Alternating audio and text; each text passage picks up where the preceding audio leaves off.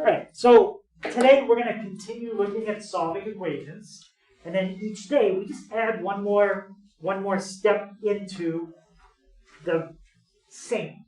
Okay, so that's the first thing we're going to put on these notes, is just reminding ourselves what are the steps that we do when we solve an equation.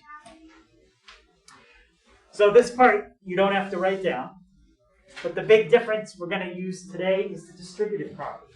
So we keep mentioning it when we do simplify, and I keep saying, is there any distributive property in the problem? Is there any like terms?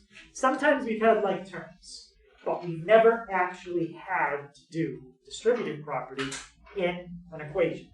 So today, we will. So someone remind me again, what's the three letters that we use when we're solving an equation? Yeah? SAM, right? S-A-M. So if you need to, you can look back in your notes to remember them. But let's see if you can just remember it. That's fine too. What does the S stand for in SAM? Yeah, Brady? Simplify. Simplify. There are two things that we need to make sure we do under simplify. What's the first one? And this is the one we're going to be learning today. Yep. Distribute. Yep, distribute. So remember, distributive property means you have something on the outside, and you're going to multiply it to each thing on the inside. So that's the first thing we do. What's the other thing we need to look for under simplify? And we've had this before. Yeah? What's that? Look for the like terms. Combine like terms. Now remember, combine like terms means they are on the same side. If they're on different sides, then that's going to be the A step when we're solving equations. That's different. Okay, but like terms have to be on the same side. All right, so that's the S. How about the A? What does the A stand for? Yep. Addition or subtraction. Good. So the next thing we do is any addition or subtraction. At this step, you are now moving things from left to right or right to left. You're moving things from one side to the other.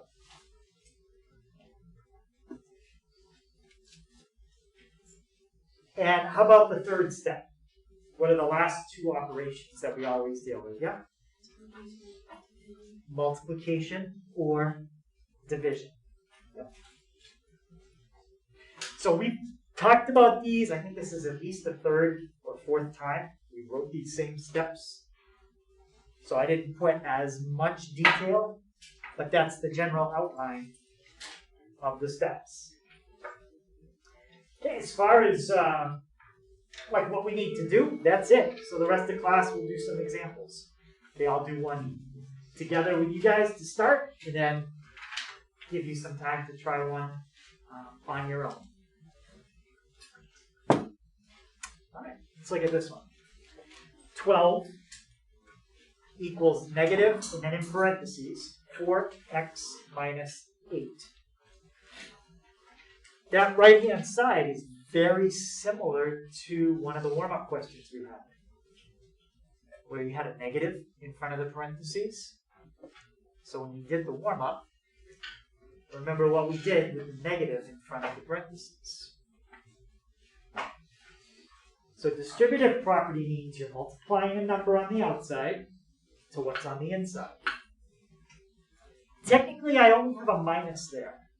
So what number can I pretend like it really is? Yeah? Negative 1, yeah. So what I like to do is pretend like the negative 1 was written for me, and that is what I'm going to distribute to each term. Now, when I distribute it, is it going to do anything to the 12?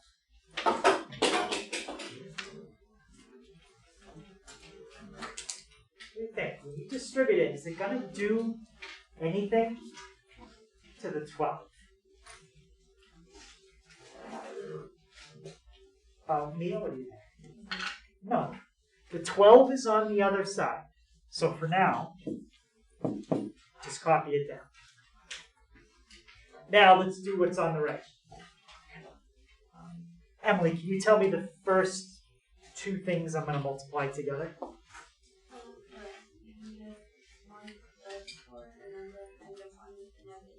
So the negative 1 times the positive 4x. And what do you get if you do negative 1 times positive 4x?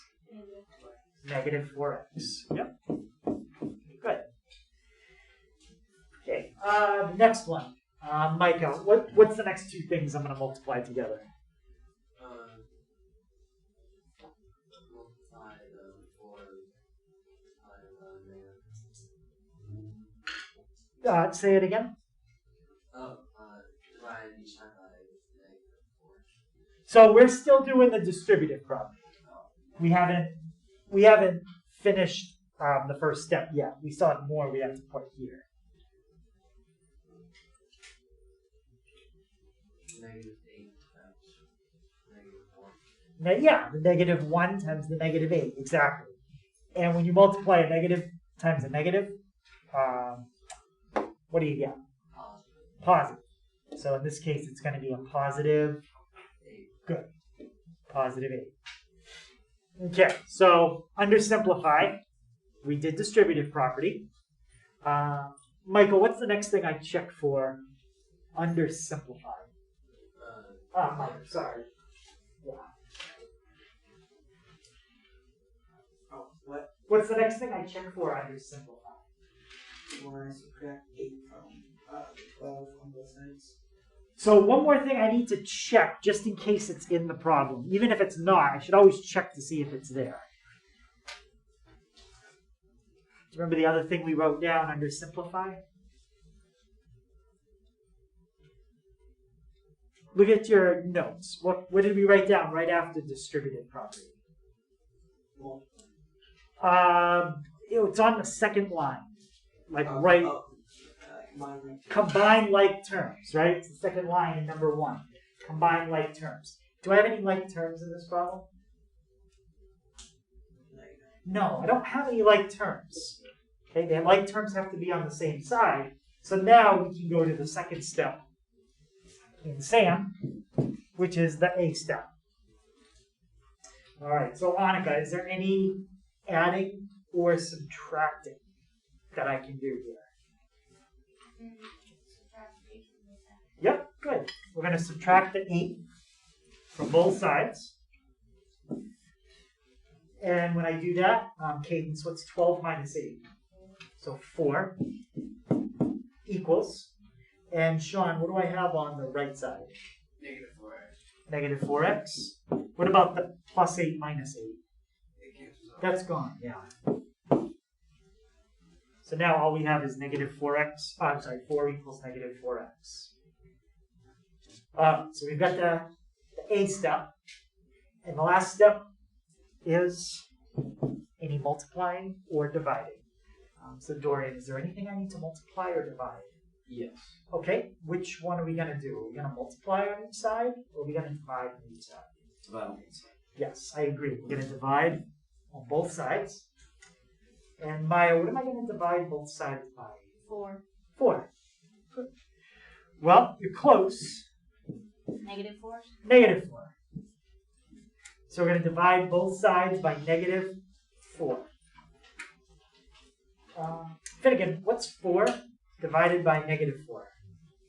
1. Good. I'm sorry, wait a minute. What's a positive divided by negative? Oh. A negative? Negative. So in this case, Negative 1. yeah, negative 1 equals. And Sophie, what happens with negative 4 on the top and negative 4 on the bottom? Yeah. Yeah, and what happens when you divide negative 4 by negative 4? Negative 1. You get negative 1. And that's all right.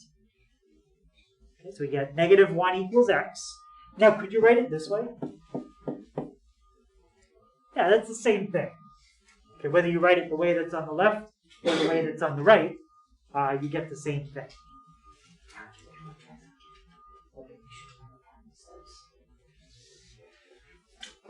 So we get -1 equals x, and we're done. Did it say to check it? Let's go back up. Nope, it just said solve. So we don't have to check that.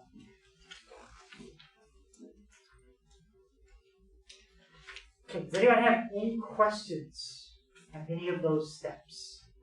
So that had everything. It had the simplify, the add, subtract, and the multiply and divide.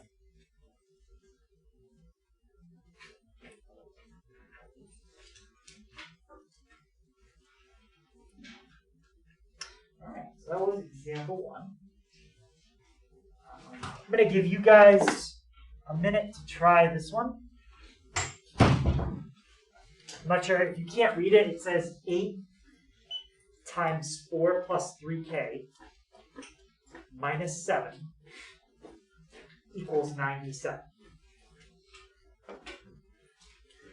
So take a few minutes. We'll walk around, help you out.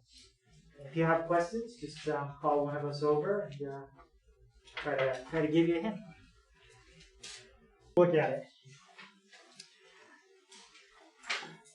Okay, so someone then attempted to solve it. What did you try to do first? What was the first thing? Yep.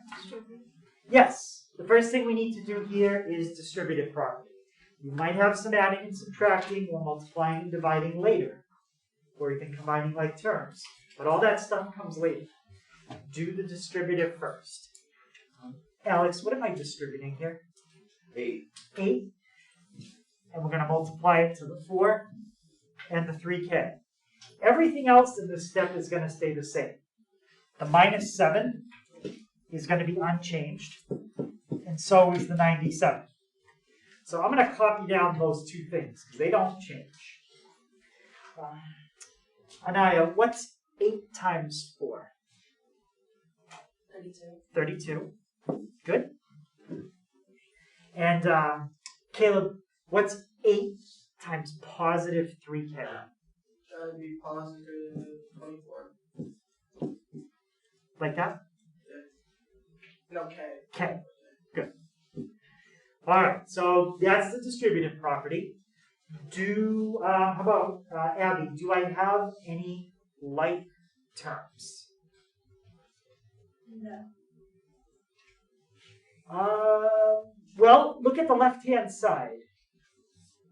I think I see 2 terms there that are like terms.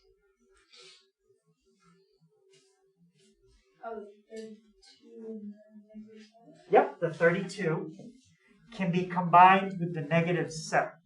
So we'll do that first. Brady, what's 32? Combine it with a -7.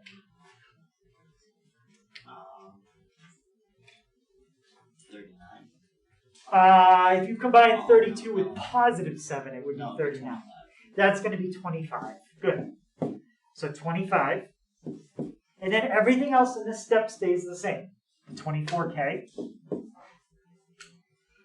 and the 97.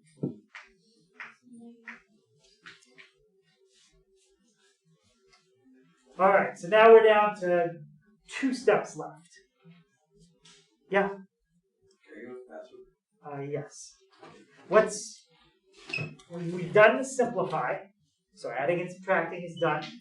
Distributive property is done. Combining like terms is done. Is there any adding or subtracting? Yeah. Yes. Subtract 25 from both sides. 25 minus 25 is gone. So on the left side, Aiden, what do I have on the left side now? 24 what? K, yeah. So 24k equals, and then what's 97 minus 25? Yeah? 72. 72. And the last step, some people had some questions with because it's a little bit bigger number, but we do have to divide both sides by 24. And did anybody get what that comes out to? Yeah? K equals 3. Yep, k equals 3. So that's what you should have got for number 2. K equals 3. Okay, any questions on that? Or did anybody get something different and they still can't figure out what they did wrong? Like in their work, you want to kind of explain what they did because they still didn't get it.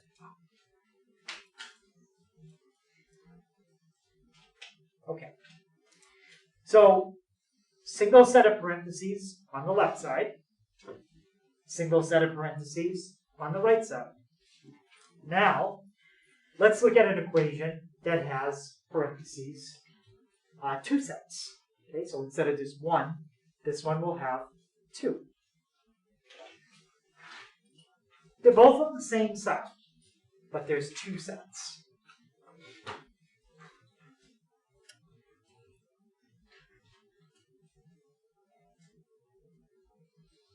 So what we'll do this one together, and then the next one is very similar. I'll let you guys try that one on your own, and we'll finish with the word call.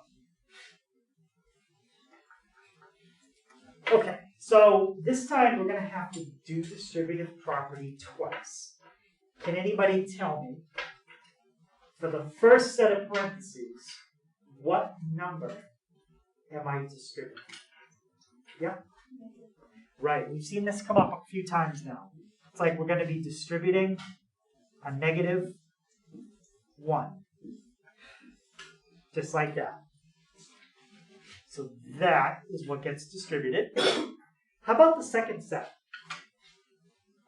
What am I distributing in the second set of parentheses? Yeah? 3. Not quite. Negative 3. Negative 3. So the sign to the left always goes with the number. This is what you're distributing. If you only distributed a 3, you'd be forgetting about the negative. How about Cadence? What's going to happen to the 61 when I do these distributive properties?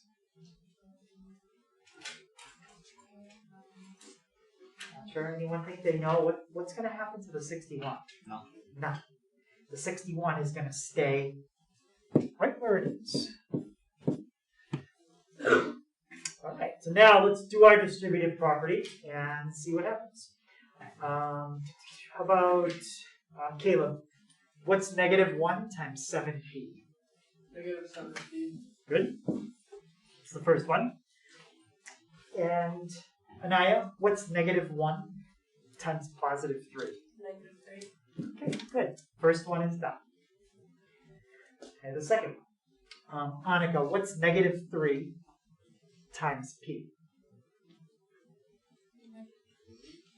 Negative 3p, yes. Negative 3p.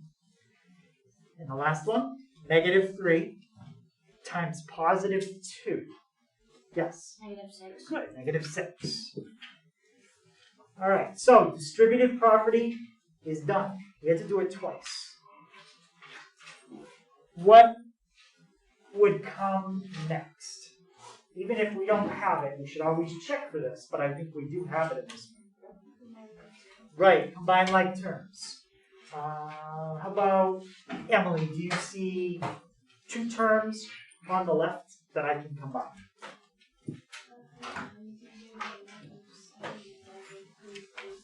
The negative 7p and which one? Yep. So we're going to combine those black boxes together. Does anybody see some more like terms? Yeah. Negative 3 and negative 6. Negative 3 can be combined with negative 6.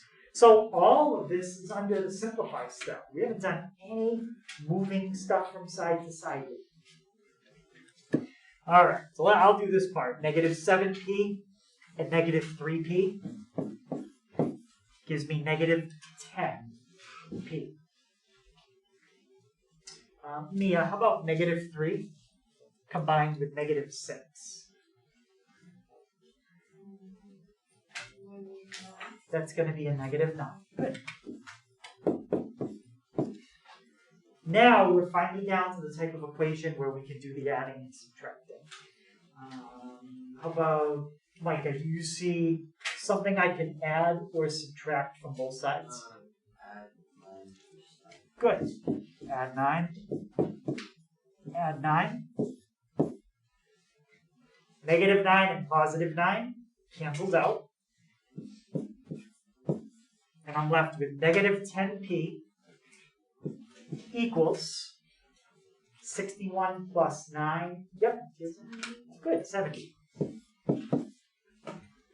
Now we're down to the kind of equation we learned about at the beginning of last week. One step. Sophie, what would be my last step? And it is either multiply or divide to get p by itself. Divide. Yep. And what would you divide by? Negative. Good. Divide each side by negative 10. Here, the 10s and the negatives are gone. And 70 divided by negative 10. Sean, did you get that one? Good, negative 7. And there is your answer for B. Any question on that? All right, so that was the last one on the front of the guided notes. Okay, on the back, I think what I'm going to do, we still have about 15 minutes, but I'm going to do example 5 because that's the word problem. And then if we have a little bit of time at the end, we'll go back and do example 4, which is just like this one. It's another 2 parenthesis problem. All right, so we'll come back to example 4. Let's look at example 5. All right, so this one, copy that part down. Sorry, I forgot to print that on the guided notes. But it says if Jim's age is decreased by 9, and then you take that and multiply by 8, the result is 48. Find Jim's age.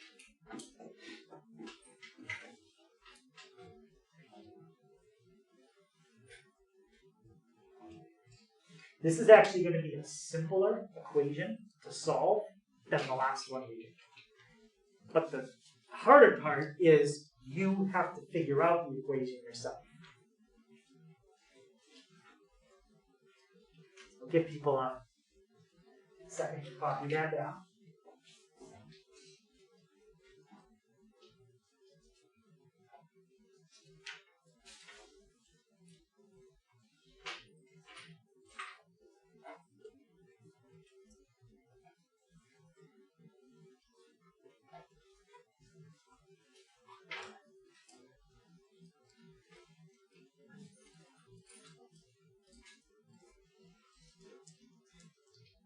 And as I read through it, what I'm trying to figure out is the words that are important.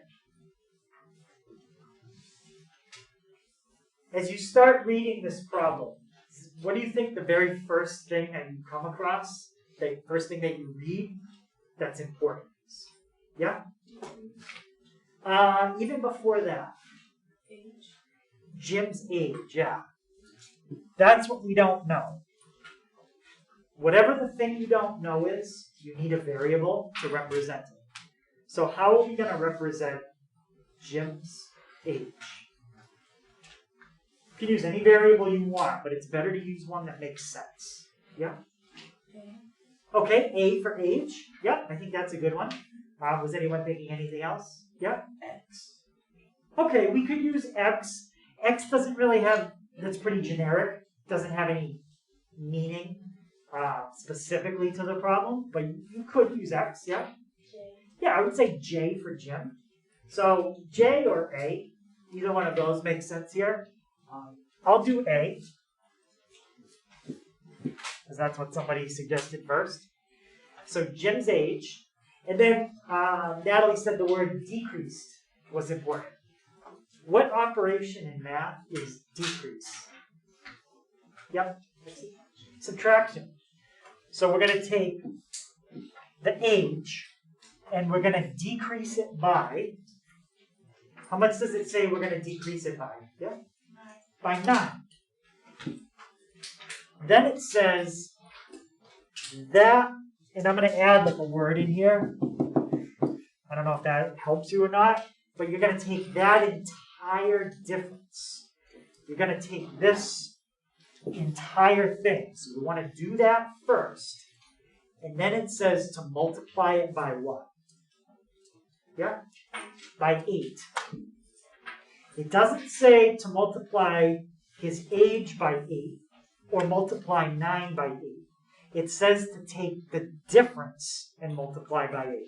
So you need to find the difference first. Once you know that, multiply it by 8. And what does it say the result should come out to? Okay. Right. Is means equals. There's my equal sign. And this calculation is what? Is 48.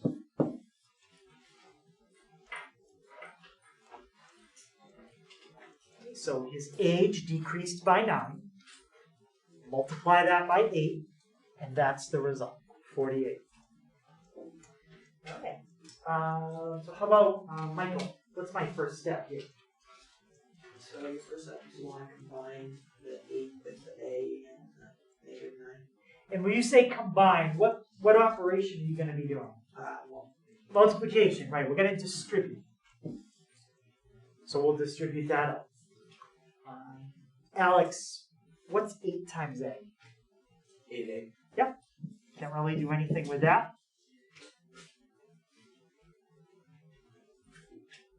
And Anaya, how about positive 8 times negative 9?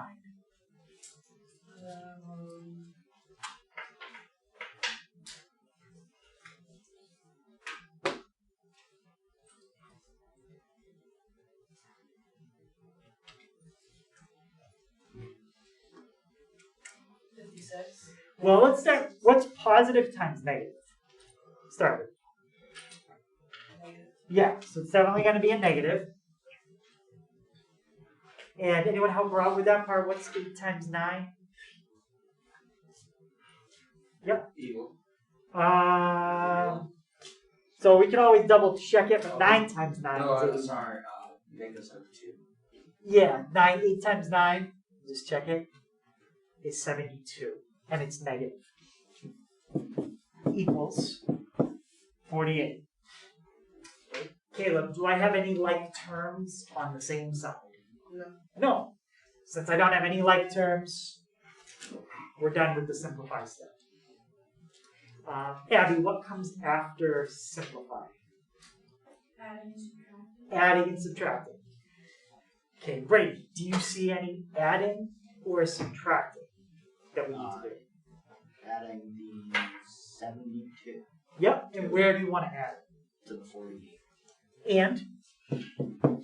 Anywhere else? And the 72. And the 72. So we're going to add 72 on both sides. Okay, Joe, when I do that, what's negative 72 plus 72? Cancel out each other. Yeah, they cancel each other out, so these are gone. And can you tell me what I still have on the left side? 8A. Good.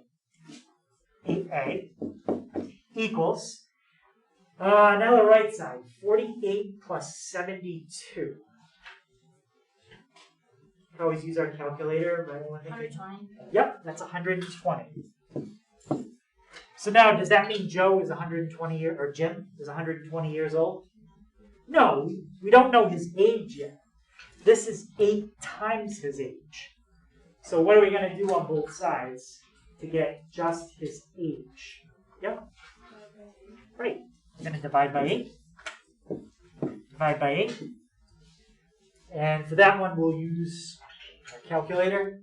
120 divided by 8 equals 15. So his age is 15 what? Yeah. Years old. Yeah, I think they didn't specifically say what they were measuring in. The result is 48. You would have had to put years right there, but we can assume that the age is measured in years. So we'll put years. Okay, any questions on that?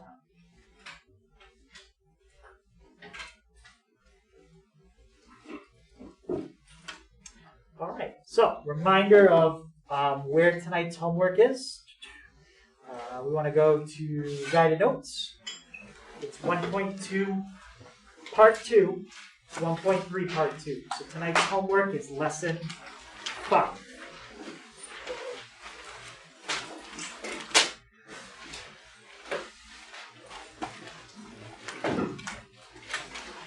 Remember, on Friday, we have our second test for the term.